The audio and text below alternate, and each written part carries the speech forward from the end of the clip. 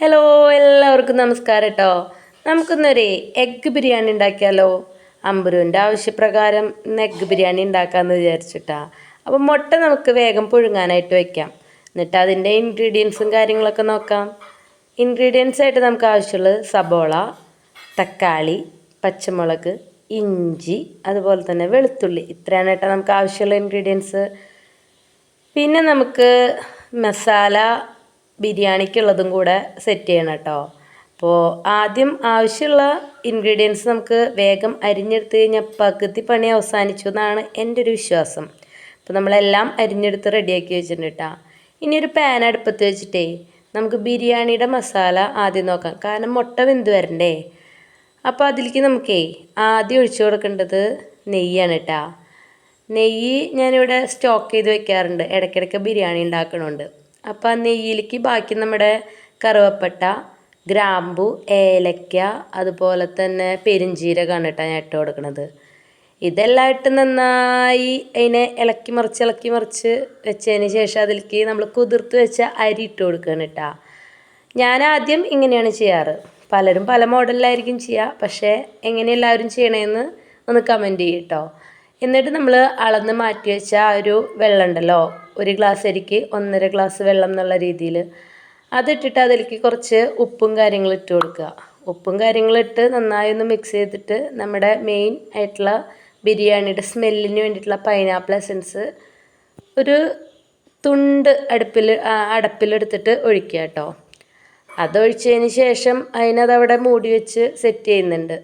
ഞാനിതിലേക്ക് കുറച്ച് മല്ലിയില തൂവി കൊടുക്കും. കാരണം മല്ലിയില എല്ലാവരും അവസാനമാണ് ഇടുക. പക്ഷേ എനിക്കത് വെന്ത് വരുമ്പോഴുള്ള ആ ഒരു സ്മെല്ല് ഭയങ്കര ഇഷ്ടമാണ്. അപ്പോഴേക്കും നമ്മുടെ മുട്ടയൊക്കെ റെഡിയായി വന്നിട്ടുണ്ട് കേട്ടോ. അപ്പോൾ നമുക്ക് മുട്ടക്കറിയുടെ ബാക്കി കാര്യങ്ങൾ നോക്കാം. അങ്ങനെ മുട്ട റെഡിയാക്കാൻ വേണ്ടിയിട്ട് പാൻ അടുപ്പത്ത് വെച്ചിട്ട് നമ്മൾ അതിലേക്ക് വെളിച്ചെണ്ണ ഒഴിച്ചിട്ട് നമ്മുടെ ഇഞ്ചി, പച്ചമുളക്, അതുപോലെ തന്നെ വെളുത്തുള്ളി ഇതൊക്കെ ഇട്ടിട്ട് നന്നായിട്ട് മിക്സ് ചെയ്യാം കേട്ടോ. സബോളയും തക്കാളിയും എല്ലാം ഇട്ട് നന്നായിട്ട് അതിനെ വാടാനായിട്ട് വെക്കാം കേട്ടോ. ഞാൻ സവാള സ്പീഡിലരിഞ്ഞപ്പോൾ കുറച്ച് കനം കൂടിപ്പോയി. അതാണ് കേട്ടോ അതിനെ കുത്തി ഉടയ്ക്കണത്. അപ്പോൾ പെട്ടെന്ന് വെന്ത് കിട്ടുമല്ലോ. അങ്ങനെ അതവിടെ ഇരുന്നിട്ട് റെഡി ആവട്ടെ കേട്ടോ. അപ്പോഴേക്കും നമുക്ക് ബാക്കി പരിപാടി ബിരിയാണിയുടെ ഒന്ന് നോക്കാം. രണ്ടടുപ്പത്താണ് ചെയ്യണത്. അപ്പോൾ ബിരിയാണിയുടെ വെള്ളം സിമ്മിലിട്ടിട്ട് വെച്ചാണ്. കാരണം ബിരിയാണിയുടെ വെള്ളം മെല്ലെ മെല്ലെ വറ്റി അരി വെന്ത് തുടങ്ങാറായിട്ടുണ്ട് കേട്ടോ. അപ്പം അതിനൊന്ന് ഇളക്കി മറിച്ച് അവിടെ വെച്ചിട്ട് ബാക്കി നമ്മുടെ മുട്ടക്കറിക്ക് വരാം. അങ്ങനെ മുട്ടയുടെ ഗ്രേവി നമ്മൾ റെഡിയാക്കാനായിട്ട് എല്ലാതും അതിലിട്ട് കൊടുത്തിട്ട് പൊടികളായിട്ട് മല്ലിപ്പൊടി, മുളക് പൊടി, മസാലപ്പൊടി, ഗരം മസാല, മഞ്ഞൾപ്പൊടി ഇതെല്ലാം നമ്മൾ തട്ടി കൊടുക്കുകയാണ് കേട്ടോ. അതവിടെ ഇരുന്നിട്ട് റെഡി ആവട്ടെ. ഞാനിതിൽ കുറച്ച് സോയാ സോസും ടൊമാറ്റോ സോസ് ഉണ്ടെങ്കിൽ അതും കൂടി ആഡ് ചെയ്യാറുണ്ട്. ടൊമാറ്റോ സോസ് തീർന്നിരിക്കണതുകൊണ്ട് സോയാ സോസ് കുറച്ച് ആഡ് ചെയ്തിട്ടുണ്ട്.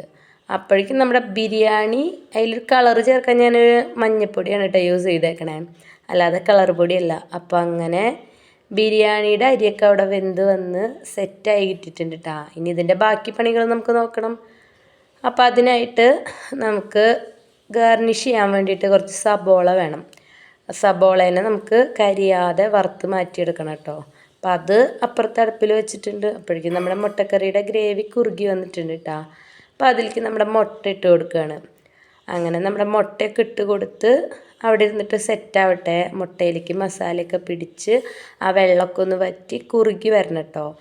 അപ്പോൾ നമുക്കത് വരുന്നവരെ വെയിറ്റ് ചെയ്തിരിക്കാം. അപ്പോൾ ഇടയ്ക്ക് ബിരിയാണിയുടെ പണിക്ക് ബാക്കിയുള്ളത് ചെയ്യാനായിട്ടും പോവാം. അങ്ങനെ നമ്മൾ ബിരിയാണിയിലേക്ക് ഗാർണിഷ് ചെയ്ത് വെച്ചിട്ടുള്ള ആ സവാളയും അതുപോലെ തന്നെ അണ്ടിപ്പരിപ്പും മുന്തിരിയും ഒക്കെ നമുക്ക് വറുത്തെടുക്കണം കേട്ടോ. അണ്ടിപ്പരിപ്പും മുന്തിരിയും പൊട്ടിക്കുമ്പോൾ അമ്പുരും ആദ്യം കൂടിയിട്ട് അവിടെ ചോദിച്ചു കൊണ്ടേ ഇരിക്കുന്നുണ്ട് കേട്ടോ. ഞാൻ അവർക്ക് കൊടുക്കുകയും ചെയ്തു കേട്ടോ. അപ്പം അങ്ങനെ അതൊക്കെ വറുത്ത് റെഡിയാക്കിയിട്ട് നമുക്ക് ഫൈനലായിട്ട് ബിരിയാണിയുടെ പാത്രത്തേക്ക് ഗാർണിഷ് ചെയ്ത് കൊടുക്കാം കേട്ടോ. അതെല്ലാം അതിലേക്ക് തട്ടി കൊടുത്ത് ബിരിയാണീനെ വീണ്ടും ഒന്ന് ഇളക്കി മറിച്ച് അതിലേക്ക് നമ്മുടെ ഗാർണിഷ് ചെയ്യാൻ വേണ്ടിയിട്ടുള്ള ആ ഒരു സവാളയുടെ ആ ഒരു മിക്സ് ഉണ്ടല്ലോ, അതും കൂടി അതിലേക്ക് ആഡ് ചെയ്ത് കൊടുക്കാം കേട്ടോ. അത് ആഡ് ചെയ്ത് കൊടുത്തു കഴിഞ്ഞാൽ നമ്മുടെ ബിരിയാണി ഏകദേശം സെറ്റായിട്ടുണ്ട്. ബിരിയാണിയുടെ സ്മെല്ല് വന്നപ്പോഴേ സത്യം പറഞ്ഞാൽ അപ്പം എടുത്ത് കഴിക്കാൻ തോന്നിയിട്ട് എനിക്ക്. അങ്ങനെ അതിലേക്ക് കുറച്ച് മല്ലിയിലും കൂടി ഇട്ട് കൊടുത്താൽ നമ്മുടെ ബിരിയാണി ഇവിടെ റെഡി ആയിട്ടുണ്ട് കേട്ടോ. അതിൻ്റെ ഒപ്പം മുട്ടക്കറി ആയിട്ടുണ്ട്. അപ്പോൾ അടുക്കള കിടന്നിരുന്ന രൂപമാണ് കേട്ടോ ഇപ്പോൾ നിങ്ങൾ കാണുന്നത്. ഏതാണ്ട് ഈ കോലത്തിലായിരുന്നു. അതിനെ ഒറ്റ മിനിറ്റ് കൊണ്ട് ഞാൻ സെറ്റാക്കി റെഡിയാക്കി എടുത്തിട്ടുണ്ട്. പിന്നെ ഞങ്ങൾക്ക് എഗ്ഗ് ബിരിയാണി ആയിരുന്നു. അപ്പോൾ എല്ലാവർക്കും എന്തായിരുന്നു ഇന്നത്തെ സ്പെഷ്യൽ ഫുഡ് എന്നുള്ളത് കമൻറ്റ് ചെയ്യാൻ മറക്കല്ലേ. അങ്ങനെ ഞങ്ങളുടെ എഗ്ഗ് ബിരിയാണി ഇവിടെ റെഡി ആയിട്ടുണ്ട് കേട്ടോ. അപ്പോൾ നാളെ ഒരു പുതിയ വീഡിയോ ആയിട്ട് പിന്നെയും കാണാം. അപ്പോൾ വീഡിയോ ഇഷ്ടമായ ഷെയർ ചെയ്യാനും ലൈക്ക് ചെയ്യാനും സബ്സ്ക്രൈബ് ചെയ്യാനും മറക്കല്ലേ. Okay, bye.